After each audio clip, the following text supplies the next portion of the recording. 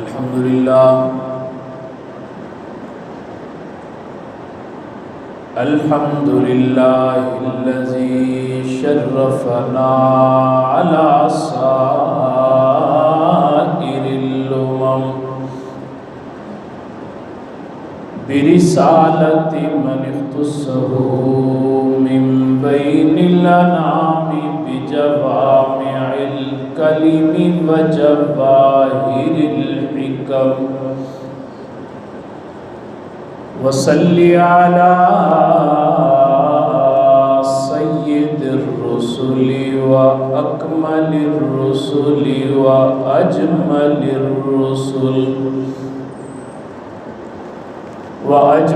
الرسل وأحسن الرسل وأشرف الرسل وأحسن الرسل وخاتم الأنبياء أما بعد فأعوذ بالله من الشيطان الرجيم بسم الله الرحمن الرحيم وَلَنَبْلُوَنَّكُمْ بِشَيْءٍ مِّنَ الْخَوْفِ وَالْجُوعِ وَنَقْصٍ مِّنَ الْأَمْوَالِ وَالْأَنفُسِ وَالثَّمَرَاتِ وَبَشِّرِ الصَّابِرِينَ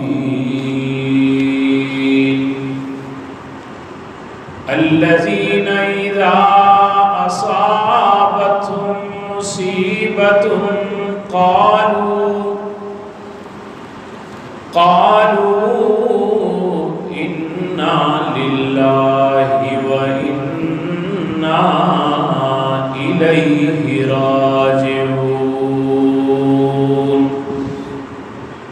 صدق الله خالقنا العظيم وصدق رسوله النبي الكريم ونحن على ذلك لمن الشاهدين والشاكرين والحمد لله رب العالمين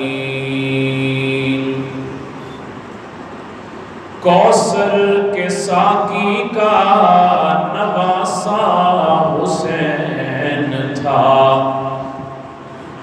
سبحان اللہ کا رواج ہے. سبحان اللہ. کوثر کے ساقی کا نواسا حسین تھا، کربلا کے دشت میں پیاسا حسین تھا. بادل یزیدیت کے جو پھیلے چار سو، ان میں چمکتا ایک ستارہ حسین تھا. بادل یزیدیت کے جو پھیلے چار سو، ان میں چمکتا ایک ستارہ حسین تھا. کیسے وہ کرتے ہاتھ پہ بیعت یزید کی، کیسے وہ کرتے ہاتھ پہ بیعت یزید کی. اس وقت میں سب سے اعلیٰ و ارفع حسین تھا. ہلنے لگا ہوگا عرش الہی بھی اس گھڑی، ہلنے لگا ہوگا عرش الہی بھی اس گھڑی. کربلا کی ریت پہ جب تڑپا حسین تھا، پردیس میں جسے شہید کر دیا گیا، پردیس میں جسے شہید کر دیا گیا، وہ مصطفیٰ تارا حسین تھا، جس کو جھولا فرشتے جھلاتے رہے، جس کو جھولا فرشتے جھلاتے رہے، لوریاں دے دے کے نوری سلاتے رہے، جس کو جھولا فرشتے جھلاتے رہے، لوریاں دے دے کے نوری سلاتے رہے، اور جس کو کندھوں پہ آقا بٹھاتے رہے، جس پہ صفاق خنجر چلاتے رہے، اس شہیدوں کے افسر پہ لاکھوں سلام، اس حسین ابن حیدر پہ لاکھوں سلام۔ جو جوانان جنت کا سالار ہے، جو جوانان جنت کا سالار ہے، اس کا نانا دو عالم کا سردار ہے۔ جو محبوب رب غفار ہے، جو محبوب رب غفار ہے، اس کا سر دشت میں زیر تلوار ہے۔ اس صداقت کے پیکر پہ لاکھوں سلام، اس صداقت کے پیکر پہ لاکھوں سلام، اس حسین ابن حیدر پہ لاکھوں سلام۔ سب حضرات عقیدت اور محبت کے ساتھ نماز والا درود پاک پڑھیں۔ اللہم صلی علی محمد وعلی آل محمد کما صلیت علی ابراہیم وعلی آل ابراہیم انکا حمید مجید۔ اللہم بارک علی محمد وعلی آل محمد کما بارکت علی ابراہیم وعلی آل ابراہیم انکا حمید مجید۔ گرامی قدر سامعین، معزز حاضرین، بزرگوں، بھائی اور دوستوں، آج ہم جس نسبت سے یہاں جمع ہیں وہ نسبت بہت اونچی ہے۔ اس نسبت سے آپ حضرات کا یہاں آنا، اللہ کے گھر میں بیٹھنا، میرا یہاں آنا، اس گھر میں بیٹھنا اور ہمارا کہنا اور سننا، اللہ اپنی بارگاہ میں قبول و منظور فرمائے، اور اللہ رب العزت ہمارے کہنے میں اور ہمارے سننے میں اللہ رب العزت اخلاص نصیب فرمائے، اور ہمیں اپنے پیارے حبیب صلی اللہ علیہ وسلم کی اور آپ کے اصحاب کی اور آپ کی آل کی محبت نصیب فرمائے۔ قرآن مقدس کی ایک آیت کریمہ آپ حضرات کے سامنے تلاوت کی ہے، جس میں رب العالمین نے ارشاد فرمایا کہ وَلَنَبْلُوَنَّكُمْ بِشَيْءٍ مِّنَ الْخَوْفِ وَالْجُوعِ وَنَقْصٍ مِّنَ الْأَمْوَالِ وَالْأَنفُسِ وَالثَّمَرَاتِ، کہ اللہ کا ایک قانون ہے۔ بڑی مختصر سی گفتگو ہوگی انشاءاللہ، آپ حضرات توجہ کریں گے انشاءاللہ، مجھے بھی فائدہ ہوگا، آپ کو بھی فائدہ ہوگا۔ یہ نصیحت ایسی چیز ہے کہ اللہ خود فرماتے ہیں کہ ذکر فإن الذکریٰ تنفع المؤمنین، نصیحت کیجئے، نصیحت ایمان والوں کو نفع دیتی ہے۔ نصیحت کرنے والے کو بھی نفع دیتی ہے، سننے والوں کو بھی نفع دیتی ہے۔ نصیحت ایک ایسی چیز ہے، یہ نصیحت ایک ایسی چیز ہے کہ جس کا کرنا بھی اللہ کو بڑا پسند ہے، جس کا سننا بھی اللہ کو بڑا پسند ہے۔ کرنا بھی بڑا پسند ہے نصیحت کا، سننا بھی اللہ کو بڑا پسند ہے۔ سلیمان علیہ السلام کے زمانے میں ایک چیونٹی نے دوسری چیونٹیوں کو نصیحت کی تھی، ایک چیونٹی نے دوسری چیونٹیوں کو نصیحت کی تھی۔ کیا کہا؟ یا ایھا النمل، اے چیونٹیوں، ادخلوا مساکنکم، اپنے گھروں میں گھس جاؤ، اپنی بلوں میں گھس جاؤ، لا یحطمنکم سلیمان وجنود، کہ کہیں سلیمان علیہ السلام اور ان کا لشکر تمہیں روند نہ ڈالے، پیروں کے نیچے تمہیں مسل نہ دے۔ ایک چیونٹی نے دوسری چیونٹیوں کی خیر خواہی کی، اللہ نے اس چیونٹی کو اپنے قرآن کا حصہ قیامت تک کے لیے بنا دیا۔ ایک چیونٹی نے نصیحت کی تو اللہ نے اس چیونٹی کی بات کو اپنے قرآن کے اندر حصہ بنا دیا اور قیامت تک کے لیے حصہ بنا دیا کہ آج میں اور آپ بھی بیٹھ کر اس چیونٹی کا ذکر کر رہے ہیں۔ تو اتنی نصیحت اللہ کے ہاں پسندیدہ عمل ہے۔ تو اس لیے بھائی ہم اللہ کی رضا کے لیے بیٹھے ہیں، اگر ہماری کہنے سننے میں ایک بات بھی اللہ کے ہاں قبول ہو گئی، سچی بات ہے، میری نجات کے لیے بھی اور آپ کی نجات کے لیے بھی کافی ہے۔ وگرنہ یہ زندگی بڑی بے اعتباری سی ہے، کب کس وقت ختم ہو جائے، زندگی کی کس موڑ پہ شام ہو جائے، ہم میں سے کسی کو پتہ ہے جی؟ کسی کو نہیں پتا کہ کب ہم نے اس دنیا سے چلے جانا ہے، کب ہم نے چھوڑ جانا ہے۔ تو اللہ پاک اپنے قرآن میں فرماتے ہیں وَلَنَبْلُوَنَّكُمْ بِشَيْءٍ مِّنَ الْخَوْفِ، میرا ایک قانون ہے، میرا ایک طریقہ ہے کہ میں اپنے بندوں کو جانچ کر دیکھتا ہوں، پرکھ کر دیکھتا ہوں، آزما کر دیکھتا ہوں، اور دیکھتا کیا ہوں، مختلف طریقوں سے آزماتا ہوں ان کو۔ من الخوف، کبھی ان پہ خوف مسلط کر دیتا ہوں، والجوع، کبھی ان پہ بھوک مسلط کر دیتا ہوں، ونقص من الاموال، کبھی ان کے مال میں کمی آ جاتی ہے، اور والانفس، کبھی ان کے افراد میں کمی آ جاتی ہے، کوئی ایک آدھا فرد دنیا سے چلا جاتا ہے، والثمرات، کبھی ان کے پھل کا میں ان کے پھل کم کر دیتا ہوں، ان کو کم رزق ملنا شروع ہو جاتا ہے۔ لیکن اس کے بعد فرمایا کیا کہ یہ ساری چیزیں میرے جانچنے کا طریقہ ہیں، لیکن خوشخبری کس کے لیے ہے؟ فرمایا وَبَشِّرِ الصَّابِرِينَ، صبر کرنے والوں کو میں خوشخبری سنا دیتا ہوں۔ جو ان سارے حالات میں کسی طرح کے بھی حالات آئیں، اس کے دل میں یہ بات ہو کہ میرا اللہ میرے ساتھ جو کرے گا میں اپنے رب کی رضا پر راضی ہوں۔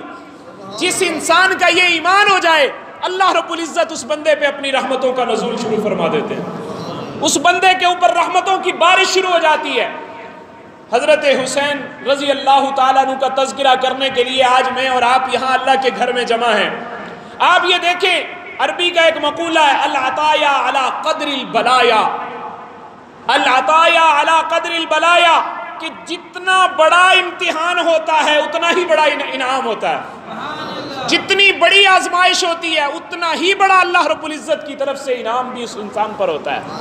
تو حضرت حسین رضی اللہ تعالیٰ عنہ نے جو پیپر دیا ہے، جو امتحان دیا ہے، وہ اس قدر خوبصورت امتحان دیا ہے کہ اللہ رب العزت نے حضرت حسین کو 100% نمبروں کے اندر کامیاب اور کامران فرما دیا ہے۔ ان کی امتحان کے اندر اللہ نے ان کو کامیابی عطا کر دی۔ میرے محبوب علیہ السلام کی ایک حدیث مبارکہ سماعت فرما لیں۔ میرے محبوب نے ارشاد فرمایا اپنی اولاد کو 3 چیزیں سکھاؤ۔ کتنی چیزیں جی؟ اپنی اولاد کو 3 چیزیں سکھاؤ۔ آج میں اور آپ دیکھیں کہ ہم نے اپنی اولاد کو وہ 3 چیزیں جو میرے نبی نے فرمائی تھی، کیا آج میں اور آپ اپنی اولاد کو وہ 3 چیزیں سکھا رہے ہیں یا نہیں سکھا رہے؟ آج ہم نے یہ جائزہ لینا ہے، آج ہم نے اپنے گریبان میں ڈال کے نظر دیکھنا ہے، کیا میری اور آپ کی نظر میں اللہ کے نبی کی اہمیت زیادہ ہے یا دوسرے لوگوں کی اہمیت زیادہ ہے؟ میرے نبی نے فرمایا اپنی اولاد کو 3 چیزوں کی تعلیم دو، 3 چیزیں اپنی اولاد کو سکھاؤ۔ صحابہ نے کہا یا رسول اللہ کون سی 3 چیزیں اپنی اولاد کو سکھائیں؟ میں قربان جاؤں اس کائنات کے امام پہ، میں قربان جاؤں محبوب کبریا کی ذات پہ، میں قربان جاؤں اس امام اعظم کی ذات پہ۔ ارشاد فرما رہے ہیں کہ اپنی اولاد کو سب سے پہلے قرآن پاک کی تعلیم دو۔ کس چیز کی تعلیم دو؟ قرآن سکھاؤ اپنی اولاد کو۔ آج ہم نے اپنی اولاد کو ہر چیز سکھائی، اگر نہیں سکھایا تو اللہ کا قرآن نہیں سکھایا، نہیں سکھایا تو قرآن نہیں سکھایا۔ مظلوم ترین اگر کوئی کتاب ہے آج تو قرآن ہے، جو کہتے ہیں نا درس قرآن اگر ہم نے نہ بھلایا ہوتا، درس قرآن اگر ہم نے نہ بھلایا ہوتا، یہ زمانہ نہ زمانے نے دکھایا ہوتا۔ درس قرآن اگر ہم نے نہ بھلایا ہوتا، یہ زمانہ نہ زمانے نے دکھایا ہوتا۔ چاٹ لی کتب ہم نے فلسفہ و انگلش کی، کاش کاش کہ ہاتھ بھولے سے بھی ہم نے جو قرآن کو لگایا ہوتا، کاش کہ ہاتھ بھولے سے بھی قرآن کو ہم نے جو لگایا ہوتا۔ ایک بات ضمناً مجھے یاد آ گئی، ایک مرتبہ ایک عالم دین کی دعوت کر دی کسی آدمی نے، اپنے گھر میں بلایا، وہ عالم دین اس کے گھر میں گئے، افطاری کی اس کے گھر میں۔ اب وہ افطاری کے اندر بڑا اہتمام کیا اس نے۔ اب وہ اہتمام کے ساتھ جب افطاری ہوئی، افطاری کے بعد وہ عالم اپنے گھر میں تشریف لے گئے، اور وہ جن کے گھر میں دعوت تھی وہ لوگ اپنے گھر میں بعد میں اپنے اس کمرے کا جائزہ لے رہے ہیں، کہتے ہیں یار ہمارے یہاں پر کچھ پاؤنڈ پڑے ہوئے تھے، غیر ملکی کرنسی یہاں پر ہماری پڑی ہوئی تھی، آج ہماری وہ کرنسی ہمیں نظر نہیں آ رہی، لگتا ہے وہ مولوی صاحب ہاتھ کر گئے ہمارے ساتھ۔ یہ ہمارے ہاں بدگمانی بھی بڑی بری چیز ہے۔ کہتے ہیں یہ مولوی صاحب لے گئے اٹھا کے، اب وہ شرم کے مارے کچھ کہہ بھی نہ پائے ان کو۔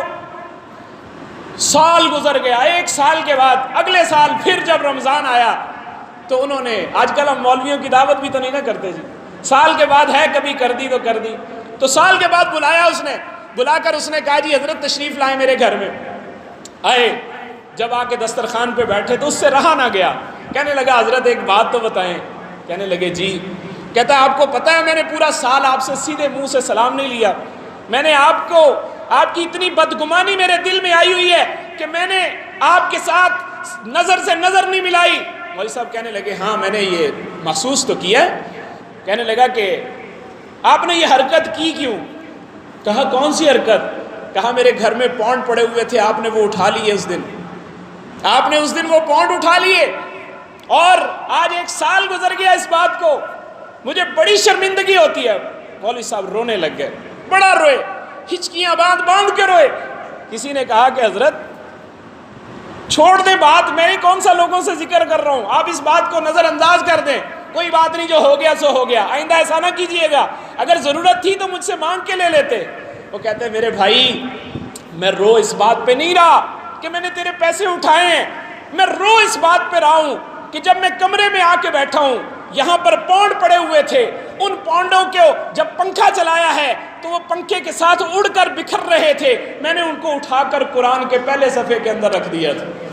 افسوس یہ ہے کہ پورا سال تو نے قرآن ہی نہیں کھولا، افسوس یہ ہے کہ تو نے پورا سال قرآن کو ہی نہیں دیکھا، ابھی بھی قرآن وہی پڑھا ہے جہاں پہلے پڑھا تھا، اسی الماری میں پڑھا ہوا ہے۔ ذرا اپنا قرآن اٹھا کے دیکھ، جب قرآن کو اٹھا کر دیکھتا ہے تو اس کی آنکھوں سے آنسو جاری ہو جاتے ہیں کہ ہائے میں نے کتنی بدگمانی کی، میں نے واقعتاً پورا سال اس قرآن کو ہاتھ ہی نہیں لگایا۔ تو سچی بات یہ ہے کہ آج ہمارے ہاں سب سے مظلوم ترین کتاب اگر ہے تو وہ قرآن مجید۔ اسی لیے کہتے ہیں نا درس قرآن اگر ہم نے نہ بھلایا ہوتا، یہ زمانہ نہ زمانے نے دکھایا ہوتا، چاٹ لی کتب ہم نے فلسفہ و انگلش کی، کاش کہ ہم نے ہاتھ دھولے سے بھی قرآن کو جو لگایا ہوتا۔ اور دوسری چیز میرے محبوب نے یہ ارشاد فرمائی کہ اپنی اولاد کو میری محبت سکھاؤ، اللہ کے نبی کا عاشق بناؤ اپنی اولاد کو۔ لا یؤمن احدکم حتی اکون احب الیہ من والدہ وولدہ والناس اجمعین۔ اور لوگوں یاد رکھنا کہ اس وقت تک تم میں سے کوئی انسان کامل مومن نہیں ہو سکتا جب تک وہ اپنی جان سے زیادہ، اپنی اولاد سے زیادہ، اپنے اہل و عیال سے زیادہ اللہ کے نبی کو اپنا محبوب نہیں بنا لیتا، اس وقت تک اس کا ایمان کامل نہیں۔ تو میرے محبوب نے فرمایا اپنی اولاد کو میرا عاشق بناؤ، اللہ کے محبوب نبی کا عاشق بناؤ۔ ہم کہاں عشق کریں گے اللہ کے نبی سے؟ اللہ کے نبی سے عشق کرنے والے تو صحابہ تھے جنہوں نے واقعی عشق کر کے دکھایا ہے۔ آج تو ہماری مجبوریاں ایسے آڑے آتی ہیں ہمارے کہ ہمارے راستے میں روڑے اٹکا دیتی ہیں، ہمارے راستے بلاک کر دیتی ہیں۔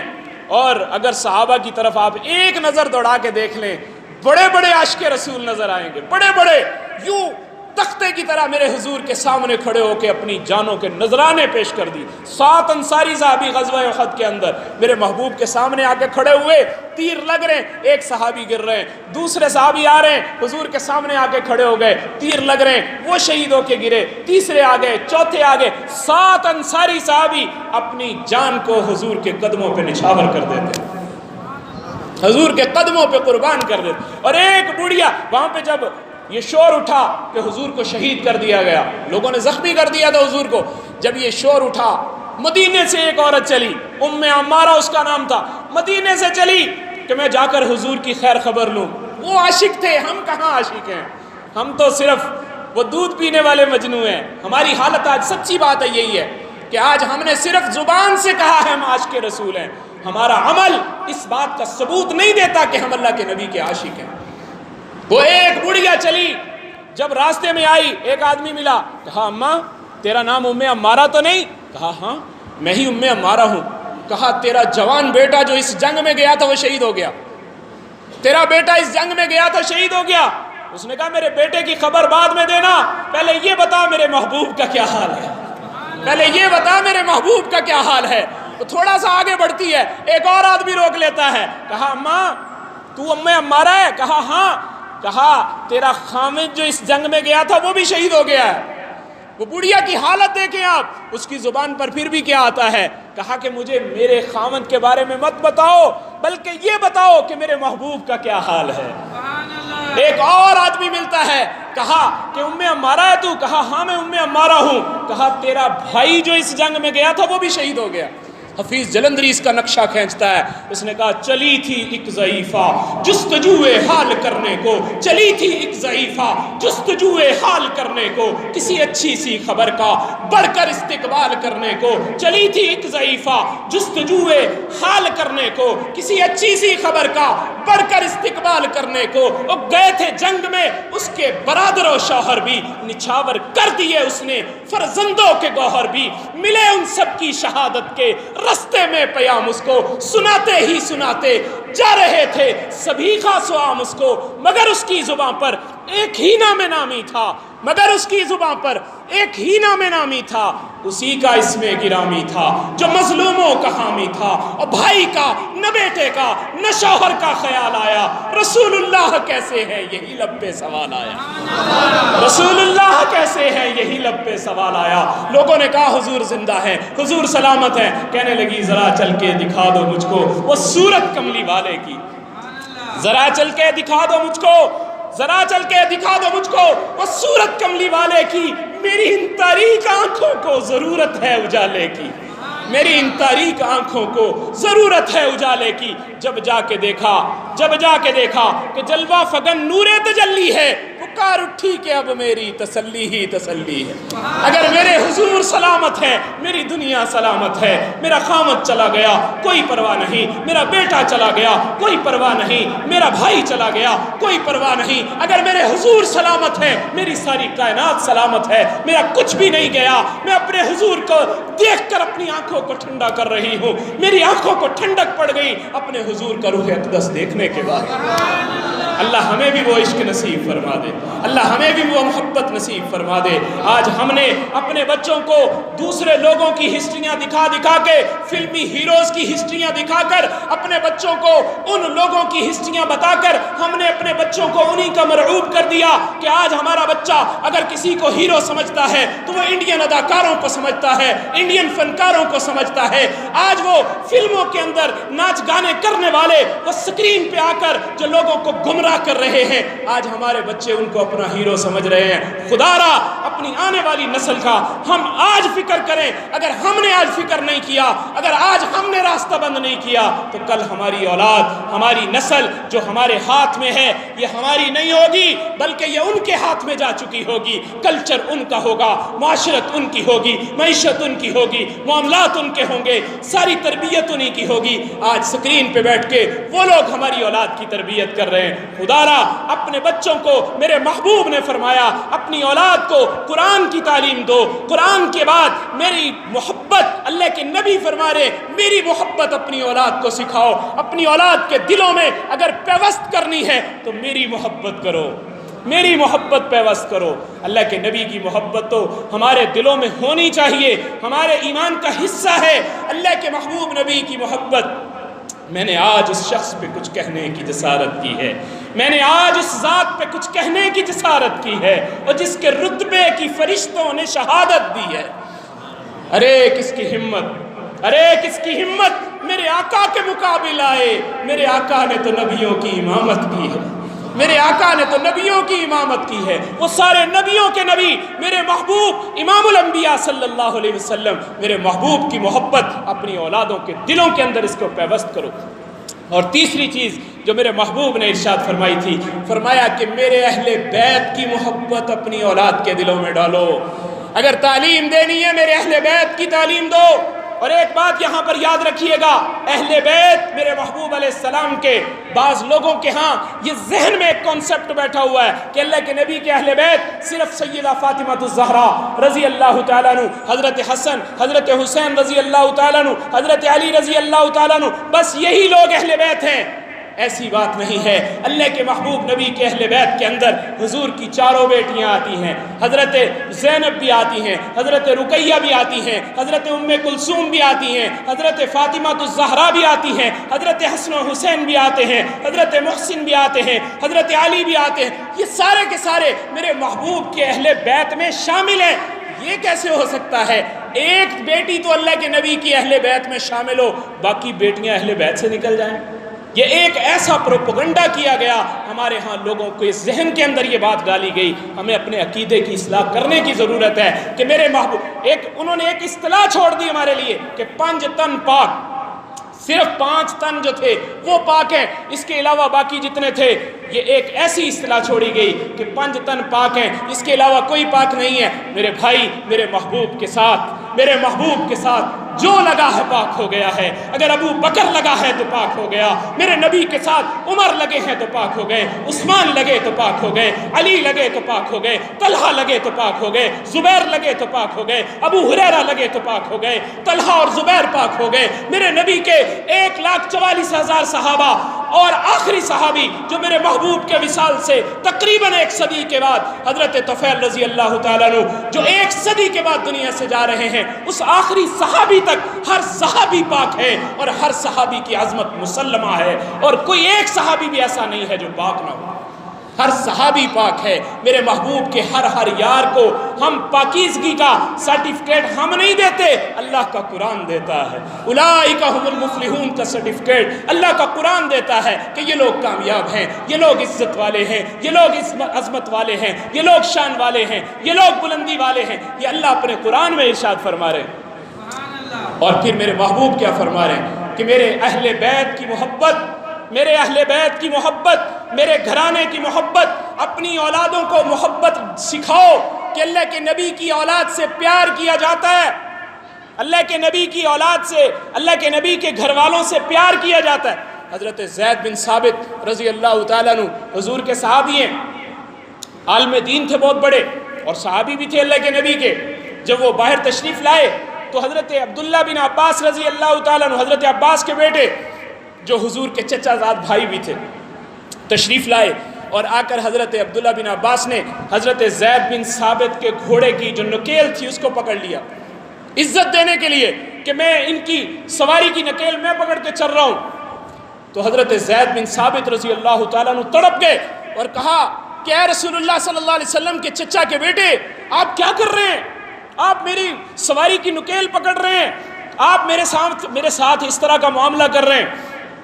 انہوں نے کہا کہ ہمیں اللہ کے محبوب نبی نے فرمایا تھا، ہمیں اللہ کے محبوب نبی نے فرمایا تھا کہ اپنے علماء کی محبت کرو، ہم اس لیے آپ سے محبت کرتے ہیں، ہم اس لیے محبت کر۔ اب یہ دیکھیں، آج ہم اللہ کے نبی کے اہل بیت، اللہ کے نبی کے اہل بیت علماء کی محبت کر رہے ہیں، علماء سے محبت کا اظہار کر رہے ہیں، علماء کے ہاتھوں کو چوم رہے ہیں۔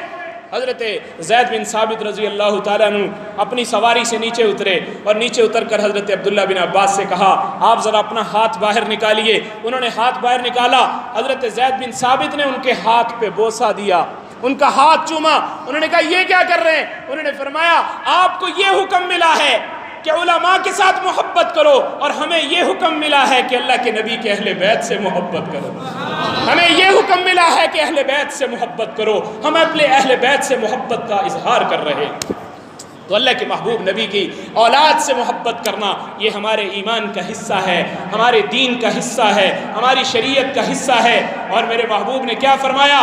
سیدہ شباب اہل الجنہ الحسن والحسین، وہ لوگوں جنت کے نوجوانوں کے سرداروں کو اگر دیکھنا چاہتے ہو تو حسن و حسین کو دیکھ لو، یہ جنت کے نوجوانوں کے سردار ہیں، جنت کے نوجوانوں کے سرداری کا اعزاز۔ ایک مرتبہ ایک فرشتہ بارگاہ رب العالمین میں حاضر ہوا، مولا میں تیرے محبوب کی زیارت کے لیے دنیا میں جانا چاہتا ہوں، تیرے محبوب کی زیارت کے لیے جانا چاہتا ہوں۔ تو کہا اچھا جاؤ جا کر میرے محبوب سے کیا کہو گے؟ کہا یا اللہ میں صرف تیرے محبوب سے سلام کرنا چاہتا ہوں تاکہ مجھے آپ کی ساتھ مسافے کا اعزاز مل جائے۔ تو اللہ رب العزت نے اس کو اجازت دی کہ ٹھیک ہے تم چلے جاؤ۔ جب وہ جانے لگا تو رب العالمین نے ارشاد فرمایا کہ تم جا رہے ہو، جا کر میرے محبوب کو میرا بھی ایک پیغام دینا۔ کہا کیا پیغام دوں؟ کہا جا کر میرے محبوب سے یہ کہنا میں نے آپ کی بیٹی کو جنت کی عورتوں کی سرداری عطا فرما دی۔ میں نے آدم علیہ السلام سے لے کر عیسیٰ علیہ السلام تک، آپ دیکھیں سارے نبیوں میں سے صرف آدم علیہ السلام سے لے کر حضور تک کسی نبی کی بیٹی کو یہ اعزاز نہیں ملا کہ جنت کی عورتوں کی سرداری ملی ہو۔ یہ اعزاز مل رہا ہے تو سیدہ فاطمہ الزہرا کو مل رہا ہے۔ اور پھر فرمایا کہ ساتھ یہ بھی کہنا کہ میں نے آپ کے نواسوں کو، حسن و حسین کو میں نے جنت کے نوجوانوں کا سردار بنا دیا۔ یہ جا کر میرا پیغام دے دینا۔ تو یہ کتنا بڑا مقام ہے۔ اور پھر میرے محبوب نے کتنی محبت کی ہے ان سے، کتنی محبت کی ہے ان سے، اتنی محبت کی کہ ایک مرتبہ ایک صحابی فرماتے ہیں کہ حضور نے اپنے قدموں کے اوپر حضرت حسین کے قدم رکھے ہوئے ہیں، یوں میرے محبوب ان کو اوپر اٹھاتے ہیں اور اٹھا کر میرے محبوب نے ان کا بوسہ لیا اور بوسہ لینے کے بعد ان کے ہونٹوں پہ اپنے ہونٹ رکھے، سبحان اللہ، ہونٹوں پہ ہونٹ رکھے اور پھر فرمایا اے اللہ میں اسے عزیز رکھتا ہوں تو بھی اس سے عزیز رکھنا، میں اس سے محبت کر رہا ہوں تو بھی اس سے محبت کرنا۔ اب یہ کتنی بڑی عظمت کی دلیل ہے کہ اللہ ان کو یہ اعزاز عطا فرما رہے ہیں کہ حضرت حسین کو اللہ کے محبوب نبی ان کے لبوں پہ لب رکھ کر یہ ارشاد فرما رہے ہیں۔ اور حضرت ابو ہریرہ رضی اللہ تعالیٰ عنہ ایک مرتبہ سفر میں ساتھ جا رہے ہیں اور جاتے ہوئے ایک جنازے سے واپس تشریف لائے تھے۔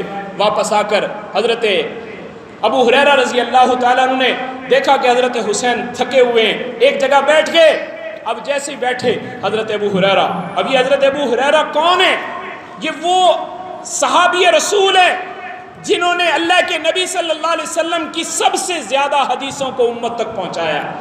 تقریباً 5000 احادیث ہیں جن کو امت تک پہنچانے والے حضرت ابو ہریرہ رضی اللہ تعالیٰ عنہ، 5000 احادیث کے راوی۔ اور یہ وہ شخصیت کیا کر رہے ہیں؟ اپنے کندھے سے چادر اتارتے ہیں، کندھے سے چادر اتارتے ہیں اور اتار کر حضرت حسین رضی اللہ تعالیٰ عنہ کا جوتا صاف کرنا شروع کر دیتے ہیں، جوتا صاف کرنا شروع کر دیتے ہیں۔ ادھر جوتا صاف کیا، حضرت حسین رضی اللہ تعالیٰ عنہ تڑپ گئے، کہا چچا یہ کیا کر رہے ہو؟ چچا یہ کیا کر رہے ہو؟ میرا جوتا آپ صاف کر رہے ہیں۔